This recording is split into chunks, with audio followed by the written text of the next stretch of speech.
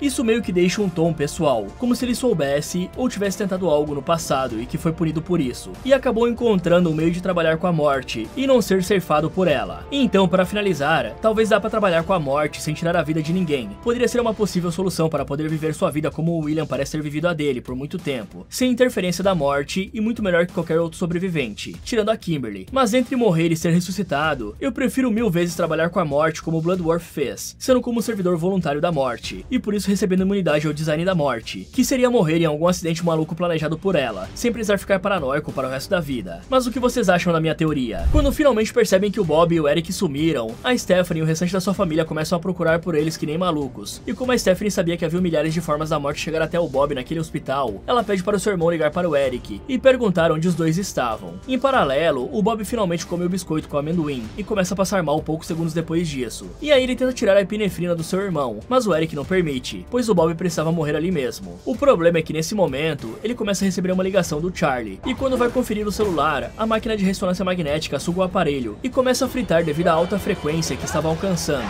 sugando todos os piercings do Eric, inclusive dos Países Baixos. Em seguida, a máquina puxa a cadeira de rodas que começa a perfurar o rapaz, sugando o coitado para dentro da máquina e o dobrando que nem um boneco de pano. E vendo a morte do irmão, o Bob pensa que ainda tinha tempo para se salvar, então ele rasteja até o corpo do Eric e pega a epinefrina, conseguindo injetá-la antes de bater as botas por causa da alergia. Só que infelizmente uma enfermeira abre a porta para ver o que estava acontecendo, fazendo o aparelho sugar a mola da máquina de vendas que os dois quebraram, perfurando a cabeça do Bob e o finalizando ali mesmo. E seguindo os gritos de terror, o restante da família encontra o Eric e o Bob finalizados. E depois que os oficiais chegam para retirar os corpos, o Charlie pergunta para sua irmã o porquê do Eric ter sido finalizado, se ele não estava na família da Iris. E a garota fala que mexer com a morte era algo muito perigoso, e que ela provavelmente levou o Eric para que o cara não interferisse nos seus esquemas. E aí o garoto pergunta como iriam conseguir sobreviver, e a Stephanie tem a ideia de levá-los até a casa da Iris, pois aquela velha conseguiu sobreviver por anos naquele lugar. Só que o Charlie não consegue aceitar que teria de passar o resto da vida trancado em uma cabana. E é nesse momento que a Darlene decide ser uma mãe decente para os filhos pela primeira vez, e diz que ficaria morando lá para que os dois tivessem uma vida normal, pois a morte não iria atrás deles até conseguir finalizar a Darlene. Porém, como a Stephanie era a única que conseguia prever os esquemas da morte, ela decide ir junto para garantir a segurança da mãe. Porém, quando a Darlene iria subir no trailer, ela sem querer deixa cair uma moeda do seu casaco, que uma doce idosa pega e coloca na sua bolsa. Em seguida, a Darlene começa a dirigir até a casa da sua mãe. Só que antes de sair do hospital, ela quase bate em um caminhão de toras de madeira, que todos nós já sabemos que é um mau sinal nessa franquia. E vendo que a morte não deixaria ela chegar à casa da Iris tão facilmente, a Darlene decide que era melhor deixar a sua filha dirigir. Bom, galera, sobre os irmãos, eu não tenho muito o que falar para duas pessoas que veem uma máquina de ressonância magnética ligada e com a potência aumentando a cada minuto e decidem que ficar naquela sala era o melhor plano. Eles nem tentaram desligar a máquina ou reduzir a potência dela. Sem contar que essa máquina não parecia ter nenhum sistema de segurança, né? Pois dificilmente ela chegaria ao nível de ficar puxando todos os objetos metálicos da sala, sem soar nenhum alerta. Primeiro de tudo, pessoal, essas máquinas ficam em lugares de acesso extremamente restritos, chamados de zona controlada, e a sala da ressonância é da zona 4, e não é qualquer um que poderia entrar facilmente. Dito isso, sim, seria possível uma cadeira de rodas ser sugada e causar um acidente, mas aí eu já chamo de seleção natural, e não design da morte. E além disso, existe um sistema, que ao detectar qualquer anormalidade, geraria um corte automático, ou até mesmo um alarme seria disparado, sem contar que precisariam de senhas e permissões e teriam um botão de emergência chamado Quench fora da sala, que a máquina morre na hora que ele é apertado, e o campo magnético colapsa com gás hélio sendo liberado. E agora sobre a ideia da Stephanie de levar a família até a casa da Iris, ela é muito boa, já que o lugar é inteiro reforçado, possui bastante suprimentos e foi criado justamente para que uma pessoa consiga sobreviver aos esquemas da morte. Só que tem um pequeno problema nesse plano, o fato de que em grande parte o lugar só era realmente seguro, porque a Iris tomava todos os cuidados que ela aprendeu passando anos enfrentando a morte, coisa que seria praticamente impossível para a Darlene, pois ela tem pouco conhecimento em como o ceifador opera. Mesmo ela dizendo que foi criada para ver a morte em todo lugar, a mulher quase bateu em uma carreta de madeira, né, galera? Portanto, ela ficaria dependente de falhas para ensiná-la e protegê-la enquanto a mulher aprendia como se virar sozinha, e digamos que uma dessas falhas poderia ser mortal. E até o momento, a única pessoa que realmente tem chance de sobreviver ali é a Stephanie. Quanto ao Bloodworth, acho que o cara realmente estava cansado de trabalhar com a morte por todos esses anos, já que como o cara é um legista, ele poderia facilmente ajudar a finalizar e reviver cada um dos 4 que estão ali, pois ele mesmo disse que tinha uma dívida gigantesca com a Iris. E eu acho que o melhor jeito de pagar é impedindo que a família dela inteira vá jogar no Vasco. E vamos combinar que o Bloodworth não queria ajudar muito o pessoal que apareceu antes desses, né? Isso se encaixa muito com o que eu falei antes, dele ter um pacto velado com a morte, pois ele poderia ter avisado a Kimberly, o Alex ou qualquer outro sobrevivente que viesse até ele sobre a Iris e a existência de qualquer manual sobre como derrotar a morte. Porque galera, se isso fosse postado em algum site ou fórum, daria para várias pessoas que tiveram premonições se prepararem, fazerem testes e tentar encontrar outras formas de derrotar o ceifador, além de ter que matar alguém ou ser revivido. Não só isso, como permitiria que várias pessoas em situação parecida conversassem e ajudassem umas às outras a escapar dos seus ciclos de morte. Mas parece que o Bloodworth realmente tem um pacto muito forte com a morte, pois ele ajudou a Isa a fortificar a sua cabana, e mesmo assim a morte não fez nada contra ele. Então pode ser que antes desse pacto com a morte ser feito, ele tenha recorrido a uma das duas soluções que ele sempre apresenta para os sobreviventes. E se esse suposto pacto não existir, e de fato ser revivido sobrevivido ou finalizar alguém fossem as únicas formas conhecidas de escapar do ceifador, é interessante pensar que muito provavelmente o Bloodworth teve que finalizar alguém, pois dificilmente o cara conseguiria convencer um dos seus colegas a matá-lo e ressuscitá-lo. E aparentemente, do jeito que ele fala, o cara só teve certeza que dava pra ganhar uma nova vida depois que a Kimberly conseguiu sair viva. Ou seja, era só uma teoria do cara, e ele não tinha certeza se realmente daria certo. E essa foi a pessoa que ele disse ter conseguido sobreviver em suas cartas para Iris. Ou seja, a única opção que o homem sabia antes disso era de matar alguém, já que o quinto filme se passa antes do primeiro e do segundo. Então existem chances do Bloodworth ser um assassino, e não apenas isso. Ele também poderia ter matado a Kimberly indiretamente se a teoria dele não tivesse funcionado. Quando finalmente chegam na cabana da Iris, alguns holofotes se acendem para iluminar o ambiente, só que um deles que ficava em cima da casa não aguenta a carga elétrica e acaba explodindo. Com isso, se inicia uma ventania muito forte, e a Stephanie imediatamente entende que a morte estava prestes a fazer um movimento. Então ela pisa com toda a força no acelerador e passa pelo portão, mas o Bach derruba um objeto no cinto de segurança, travando ele e prendendo a jovem no assento. E enquanto a sua família tentava soltar a jovem, o holofote quebrado começa a jogar faíscas nas folhas presas na calha da casa, iniciando um pequeno incêndio. Nesse momento, a Stephanie pede que sua mãe entre na cabana o mais rápido possível, pois se a Darlene ficasse segura, a morte não poderia fazer mais nada com ela ou com o Charlie. Então a mulher corre até a cabana, até que aquele vaso pendurado por uma corda que estava quase se soltando, cai quebrando o cano do gás de cozinha, e aí uma das faíscas do incêndio no telhado entra na casa, gerando uma explosão gigantesca, que derruba o trailer em um pequeno lago que fica do lado da cabana. Poucos segundos depois, o Charlie desperta e se vê preso embaixo de alguns escombros, mas quando pensava que ali seria o seu fim, a Darlene aparece com metade do corpo queimado e usa suas últimas forças para salvar o seu filho, mas depois de ajudá-lo, a coitada é esmagada por um poste elétrico. E aí, tendo acabado de perder a sua mãe, o Charlie se recusa a ver a sua irmã bater as botas. Então ele entra no trailer e vê a garota prestes a se afogar, e pensando rápido, ele encontra um canivete no meio das coisas da sua mãe e começa a usá-lo para cortar o cinto. Mas infelizmente, sua irmã acaba perdendo a consciência no processo. Porém, o Charlie não desiste e arrasta a irmã para fora do trailer, usando as técnicas que aprendeu no curso de salva-vidas para fazer a reanimação. E aí os dois se abraçam comemorando, pois teoricamente a Stephanie tinha sido ressuscitada. Portanto, ela recebeu uma nova vida e não poderia mais ser levada pela morte. E alguns dias depois, vemos a Stephanie levando seu irmão até a casa da namoradinha, pois os dois iriam até o baile de formatura do curso de salva-vidas juntos. Porém, enquanto arrumava a flor no peito do seu irmão, a jovem corta o dedo, assim como tinha acontecido com a sua avó na premonição. E aí o pai da namorada do Charlie aparece, falando que sua filha gostava muito do garoto e que ele seria um grande salva-vidas um dia. Então sua irmã fala que tinha certeza disso, pois o menino teria revivido ela alguns dias atrás. O problema é que o doutor explica que se a Stephanie tinha apenas ficado inconsciente e parado de respirar por alguns minutinhos, o coração dela não tinha parado, e então ela nunca havia morrido. Isso faz a garota perceber que tinha algo de errado ao seu redor. E enquanto isso, ali perto, a mesma idosa do hospital que pegou a moeda da Darlene vai comprar uma limonada e deixa a moeda cair. E aí ela vai rolando até os trilhos de um trem, faz a locomotiva descarrilhar e sair destruindo a rua onde a Stephanie e seu irmão estavam,